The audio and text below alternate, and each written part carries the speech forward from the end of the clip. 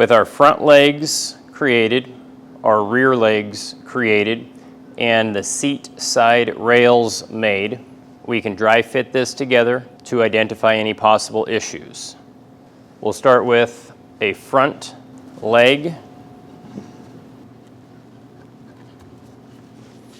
Now the tenon fits very tight, so we're going to widen the mortise ever so slightly.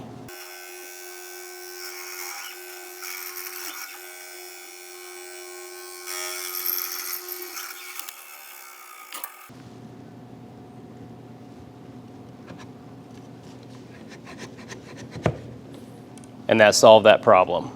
We'll continue this process with all of our other pieces, see if there's any adjustments that need to be made, and make those adjustments.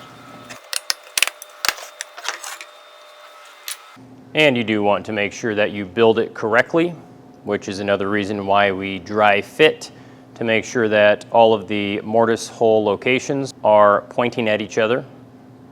Everything so far looks really good.